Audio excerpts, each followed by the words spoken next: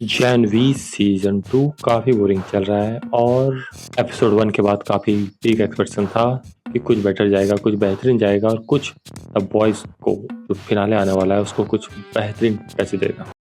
It's NVA podcast ना। Homelander के take over के बाद दुनिया कितना बदला है, किस तरह से चीज़ें चेंज हुई, कितना फक्ड अप चीज़ें हुई है, इन सब को जानने का मन तो था as an audience. The Boys के जो आप फैंस हैं उसके हिसाब से आपको जानना था कि किस तरह से चीज़ें बदली है और वो एपिसोड 1 दिखा भी रहा था, बहुत बिग वे में दिखा रहा था, बहुत बिग वे में रिवील कर रहा था इसी चीज़ को, इसी चीज़ पे फोकस ही था कि होमलैंडर जब टेक ओवर किया उसके बाद क्या क्या चीज़ें बदली। आप प्रोटेस्ट नहीं कर सकते हो, मीडिया मैनिपुलेशन पहले भी था, अभी कुछ नेक्स्ट लेवल पे ही चल रहा है। मीन आप सुप्स के खिलाफ एक वर्ड नहीं बोल सकते हो, प्रोटेस्ट तो कर ही नहीं सकते हो। इवन होमलैंडर के जो सपोर्टर है वो स्टाइलेटर को तो जहाँ देखते हैं कूट देते हैं। तो इस तरह का कुछ स्टैंडर्ड चल रहा है कि अब कुछ नहीं हो सकता।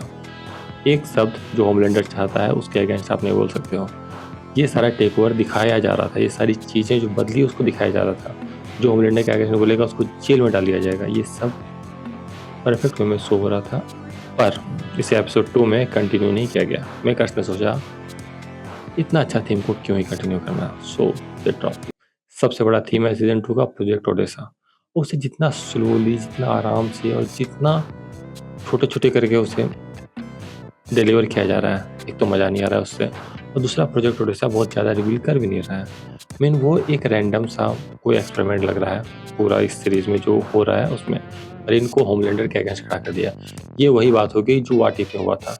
व्हाट इफ में हर किसी कैरेक्टर को बड़ा बना दिया जा रहा है, इतना बड़ा बना दिया जा रहा है कि लग रहा है अरे इससे बड़ा क्या ही होगा, फिर दूसरा बड़ा, मतलब कोई सेंस नहीं बनता है। इधर मार्वल के जितने सारे सीरीज आए थे उसमें वही हुआ था ना ऐसा कि किसी को भी कितना बड़ा बना दिया जा रहा है सीरीज में, व्हाट इफ में, सब में। तो ऐसा ही कुछ यहाँ भी हुआ, मरीन को बड़ा बना दिया गया, रीजनिंग बहुत अच्छे से नहीं दी गई। बता दिया क्या कि ये वही कंपाउंड व्हील ली है जो होमलैंडर लिया है और दोनों ही सिर्फ सर्वाइव किए थे, इतना बता दिया गया। पर बहुत अच्छे से प्रोजेक्ट ओडेसा को एक्सप्लोर नहीं किया गया और ऐसा लग रहा है कि काफ़ी रफ वे में लिखा गया था प्रोजेक्ट ओडेसा को। प्रोजेक्ट ओडेसा के कारण मरीन को एक अपलिफ्ट देना था, वो उन्होंने दे दिया, काम ख़त्म। बहुत अच्छे से उसे रिटर्न करके नहीं लिखा गया कि ये प्रोजेक्ट ओडेसा है और ये इतना इंपॉर्टेंस रखने वाला है। पता नहीं कॉमिक बुक में क्या है, यहाँ प्रोजेक्ट ओडेसा काफ़ी बेकार चीज़ लगी। क्या है मरीन का कैरेक्टर आर्क, क्या हुआ उसकी लाइफ में, कितना बदला।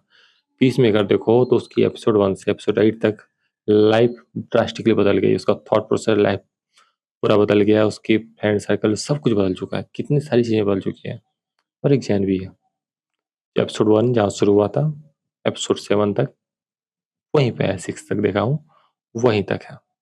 वही जेल से भागे हुए हैं और जेल से भागे हुए कैदी की तरह ही पूरा बिहेवियर है और चीज़ें उसी के अराउंड ही बातचीत चल रही है, उसी के अराउंड चीज़ें लोग बोल रहे हैं कि ये हुआ था, ये लोग जेल से भागे हैं, इसके बाद चीज़ें चल रही है। मरीन की लाइफ में थोड़ा बहुत वही चेंज हुआ, उसकी होमलैंडर के सामने खड़ा कर दिया, थोड़ी बहुत प्रैक्टिस हुई और वो अपनी सिस्टर से मिली, उससे डेथ बेड से ज़िंदा कर दी, सिस्टर के पास थोड़ी पावर है।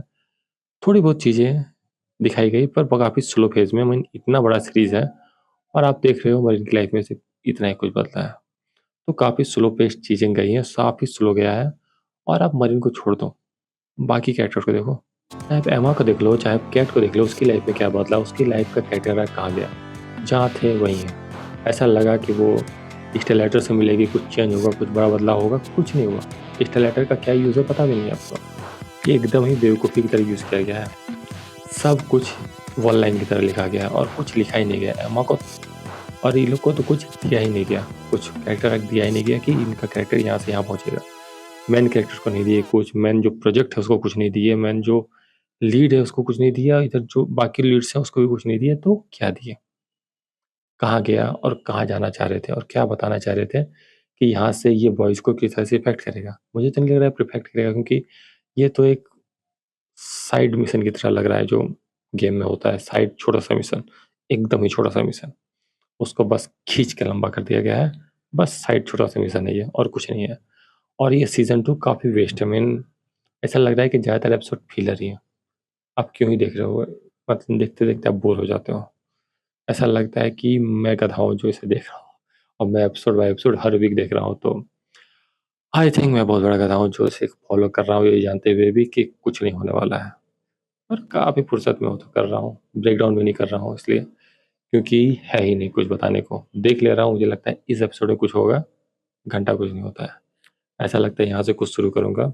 और वो डीन जिसके पास सुपर पावर है, चलो ठीक है, बहुत अच्छा सुपर पावर है, पर इसका सुपर पावर का क्या करेगा और किस तरह से वो इसे यूज़ करेगा, और वो क्यों इस सुपर पावर का पहले इस्तेमाल नहीं किया। वो तो मरीन को काफ़ी पहले ही अपने कंट्रोल में ले सकता था, या अपनी तरह से चीज़ें करा सकता था, या फिर हो सकता है मरीन को कंट्रोल नहीं कर सकता हो, तो बाकी चीज़ों को कंट्रोल कर सकता था, काफ़ी चीज़ें कंट्रोल कर सकता था, पर पता नहीं वो नहीं किया। उसके भी कैरेक्टर को काफ़ी धीरे-धीरे बताया गया, और सब कुछ इतना स्लो पेस रखा गया है कि ना डीन कोई में सेंस बना रहा है, ना कोई और।